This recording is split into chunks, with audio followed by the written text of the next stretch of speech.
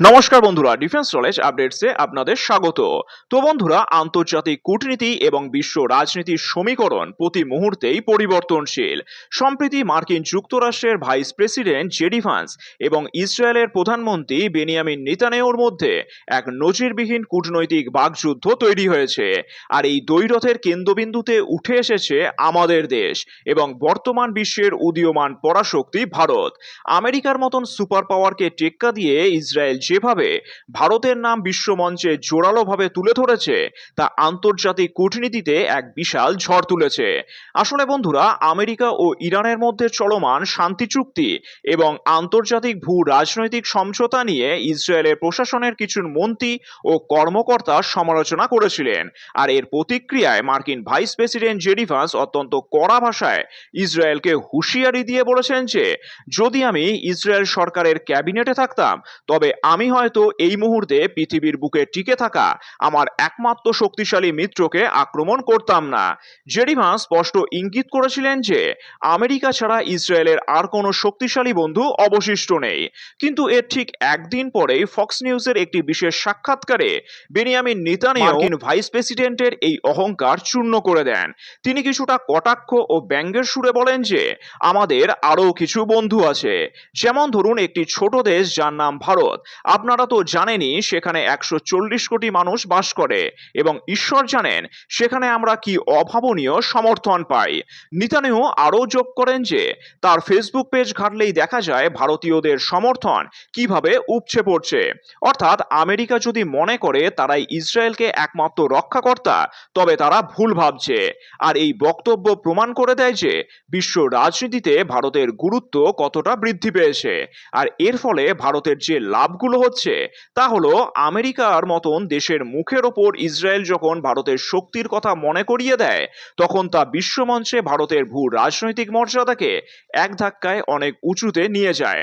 এছাড়াও আমেরিকা এতদিন মনে করত মধ্যপ্রাচ্য বা বিশ্বের যে কোনো দেশকে তারা একাই নিয়ন্ত্রণ করতে পারে, কিন্তু ভারতের এই বিশাল জনসমর্থন এবং অর্থনৈতিক ও সামরিক শক্তি আমেরিকার সেই একাধিপত্যকে চ্যালেঞ্জের মুখে ফেলে দিয়েছে। নেতানিয়াহুর সেই সাক্ষাৎকারে জানিয়েছেন যে ভারতের মতন দেশগুলো ইসরায়েলের বিশ্বমানের সাইবার নিরাপত্তা ব্যবস্থা এবং এআই প্রযুক্তির অংশীদার। এর ফলে ভারতের প্রতিরক্ষা ও প্রযুক্তি খাত আরও শক্তিশালী হবে। এছাড়াও ভারতের প্রধানমন্ত্রী নরেন্দ্র মোদী এবং নেতানিয়াহুর ব্যক্তিগত ও কূটনৈতিক সম্পর্ক অত্যন্ত দৃঢ়। আর এই সম্পর্কের কারণেই আজ ইসরায়েল আন্তর্জাতিক চাপেও ভারতের ওপর এতটা ভরসা রাখতে পারছে। আর ভারতের এই ক্রমবর্ধমান আন্তর্জাতিক গ্রহণযোগ্যতা এবং কৌশলগত অবস্থান তার প্রতিদ্বন্দ্বী বা শত্রু দেশগুলো যেমন পাকিস্তান ও চীনের জন্য একটি বড় মাথা ব্যথার কারণ হয়ে দাঁড়িয়েছে।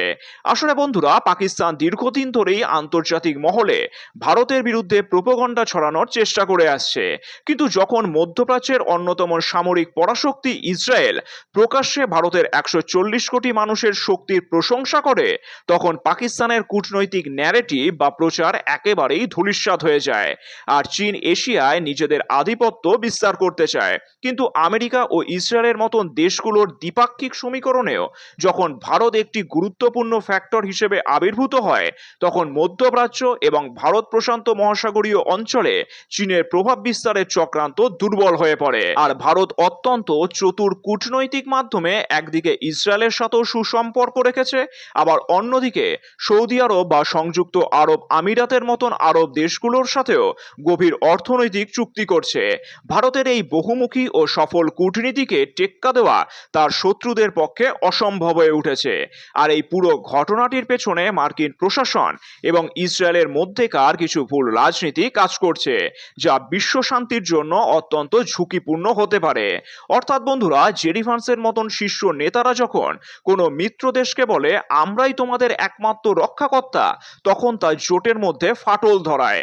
আমেরিকার এই দাম্ভিক রাজনীতি ইসরায়েলকে তাদের থেকে দূরে ঠেলে দিচ্ছে। আর জেডি ভান্স ইসরায়েলকে মনে করিয়ে দিয়েছিলেন যে তাদের 2/3 প্রতিরক্ষামূলক অস্ত্র মার্কিন করদাতাদের টাকায় তৈরি। আর এই ধরনের ব্ল্যাকমেলের মতন রাজনীতি ইসরায়েলকে বাধ্য করছে বিকল্প শক্তির যেমন ভারত বা অন্যান্য এশীয় শক্তির দিকে ঝুঁকতে। জেডি ভান্স ইসরায়েলের ভুল রণকৌশল নিয়ে সমালোচনা করে বলেছিলেন, মাত্র 90 লক্ষ মানুষের একটি দেশ হয়ে শুধু যুদ্ধ করে সমস্ত সমস্যার সমাধান করা যায় না। ইসরায়েলের এই আগ্রাসী রাজনীতি যদি আমেরিকার সমর্থন পুরোপুরি হারিয়ে ফেলে এবং ভারতও যদি কেবল মৌখিক সমর্থন দেয়, তবে দীর্ঘমেয়াদে ইসরায়েলের নিজের বড় সংকটে পড়তে পারে। আর এই প্রতিবেদনটি প্রমাণ করে যে বর্তমান বিশ্ব আর একক কোনো পরাশক্তির নিয়ন্ত্রণে নেই।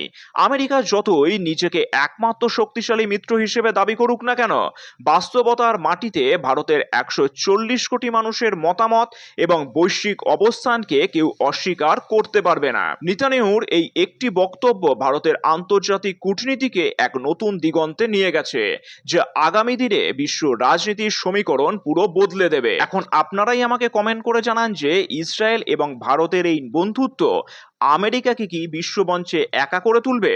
আপনাদের মূল্যবান মতামত নিচে অবশ্যই কমেন্ট করে জানাবেন। আর ভিডিওটি ভালো লাগলে একটি লাইক করবেন, বন্ধুদের সাথে শেয়ার করবেন এবং এই ধরনের ভূ রাজনীতির বিশ্লেষণের ভিডিও পেতে এই চ্যানেলটিকে অবশ্যই সাবস্ক্রাইব করে রাখবেন।